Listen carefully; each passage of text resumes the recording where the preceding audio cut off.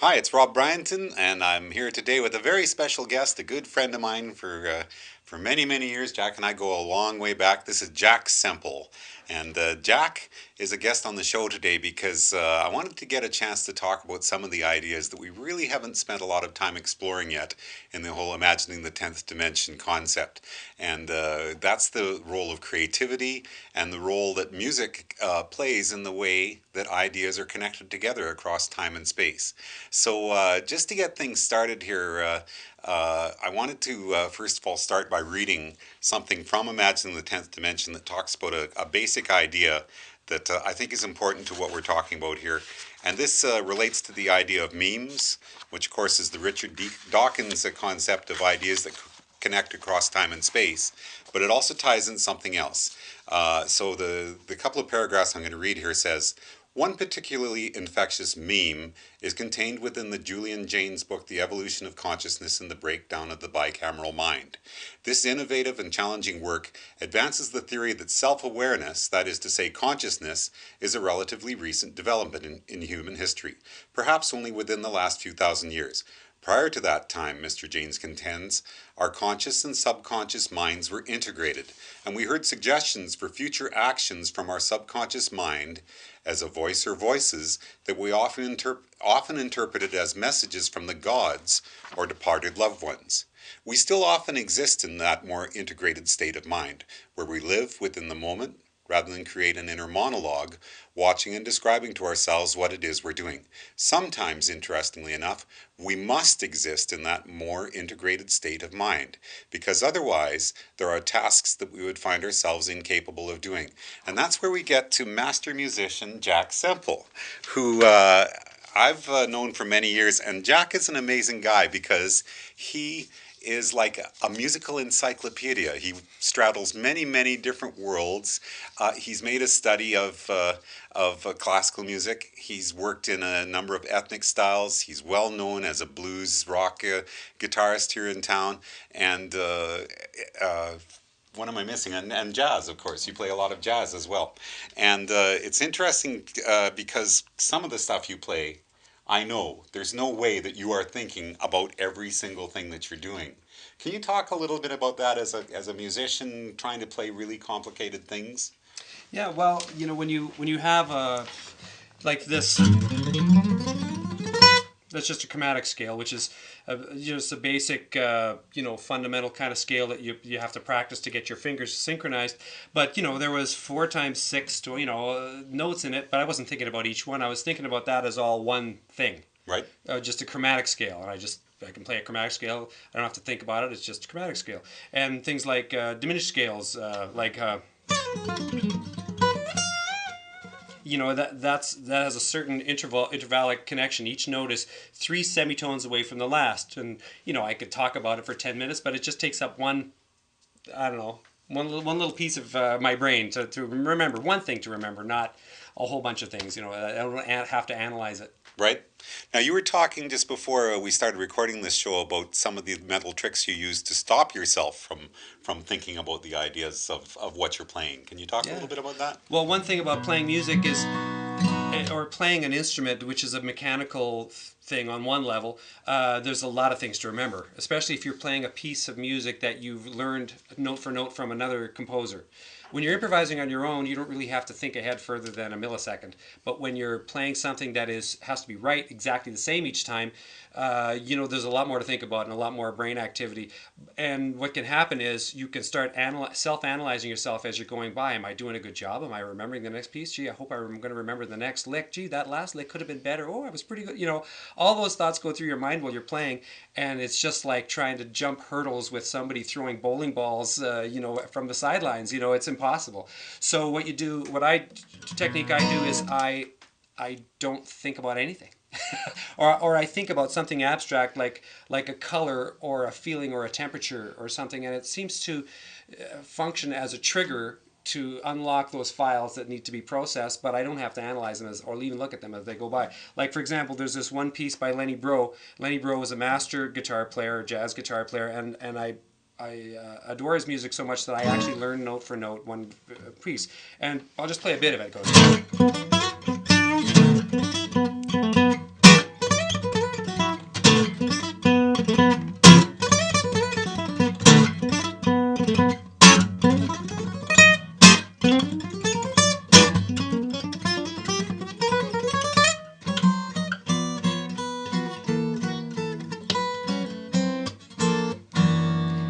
those chords, particularly the last ones, are voicings that I never use. Personally, they're not in my vocabulary other than that single song.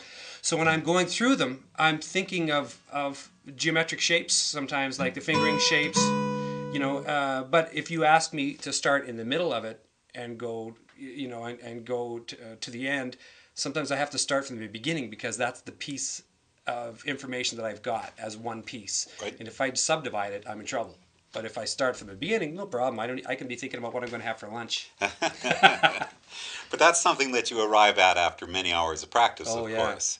And Yeah. I think it's the same. I mean, Jack and I many years ago played in a band, and every morning Jack would get up, and the first thing he'd do is pick up his guitar and start practicing phrases and working on things that he'd been learning over the last few days. It's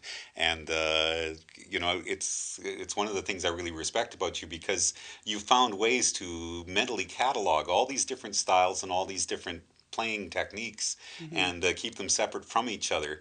When you're in an improvisation scenario, then how are you going through this huge metal catalog that you got and plucking each of those ideas from the air? Well, what you do is, like, music is, on one level, and on the most important level, an emotional language. And so what I do is I attach how I'm feeling at the time to my repertoire of licks that feel that way. So I don't have to think analytically. This is a pentatonic scale starting on the third degree of the fourth mode. I don't have to think about that. I just think of something that's mournful.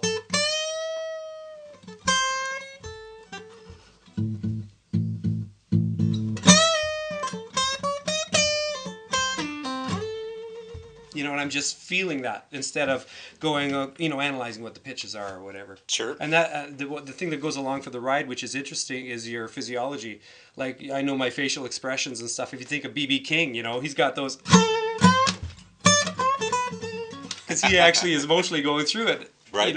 And so your emotional physiology is connected to your music. Right. That's actually gets into something I wanted to talk a little bit about today, which is the relationship between music and speech, and blues being a really good example of how phrases that when you speak them, they have a mournful quality to them, and you can translate those directly to playing those as musical phrases as well. Yeah. And what you've just played is a great example of that.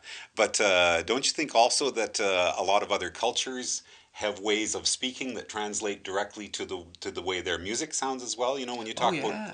Spanish, Latin rhythms, Yeah. and have you got any thing that comes to mind that you could play that has sort of a Latin kind of or Spanish quality to Well, it? sure. Yeah, I mean, in Latin music particularly, there's a whole dictionary full of specific kinds of subdivisions or syncopations, called Latin grooves, Latin beats, samba, merengue, cha-cha. It's one note is the one note samba, one song, and the groove is.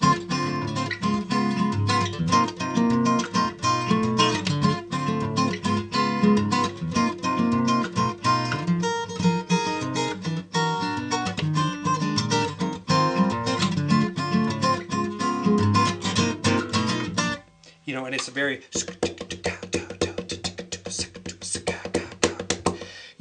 in basic rhythm. There's rhythm and there's harmony, and they're equal elements of music. Or in some cultures, rhythm is more important, but they're equal. They're both sides, two sides of the same coin. And in Latin music, you take 4 beats, 1, 2, 3, 4, and you can divide each one of them into 4 subsets, and then so you've got 16 notes or 16 pulses that you can arrange in an almost limitless number of patterns. And so that's a focus of that kind of music, and it's also a focus of African music and East Indian music and lots of various other ones, but particularly Latin music. Maybe it's because we live close to Cuba, really not close enough, but close to Cuba, that we're influenced by those rhythms. And now, as far as whether or not it has anything to do with the language of Spanish, I hear triplets when I hear Italian. When I hear somebody speaking Italian, I hear triplets, and a tarantella is a 6 or 9 beat grouping. So. That's a whole nother study. I don't know. I'm not an expert on figuring out whether the connections between language and music. But I'll tell you one thing. I think that temperature and climate has a big effect on music. Well, tell us about that. Because I just came back from Cuba. I was there for 10 days, and it's hot there. It's nice. It's not like here. Here it's minus 27. There it was plus 27 a week ago. And, I was listening to all this music. Everywhere, you don't hear slow music. You hear fast, happy party music. And I was looking up at the sun and going, is it because of the sun? Then I looked at the ocean, and these relentless waves, patterns of waves are moving in, and I'm going, there's a steady rhythm. I don't know. I'm just imagining that might be part of the source of something that's more syncopated. Is that the rhythms, the natural rhythms that are around them, are faster. In northern climates, when the water freezes, there's no waves coming across the lake. It's flat. I'm not saying that northern music is square, but I would say it's more harmonic. Okay. Which, all right. Interesting idea. Yeah. Okay, so we're going to try to do these in little bite-sized pieces. So I'd like to wrap this particular little segment up now. But before we do that, if you're interested in Jack, I suggest you go to jacksemple.com, JackSemple.com. I'll just play some background music.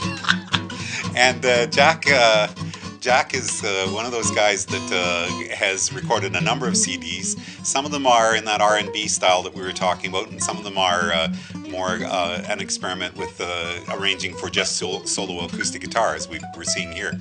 So do go check it out, and there are CDs that you can buy from Jack there. And maybe if you want to just play us a little piece to wrap up here, Jack. Sure. Okay. I'm going to see how fast I can put it into an alternate tuning. How long should this piece be? Oh, a minute or two, yeah. Sure. Okay.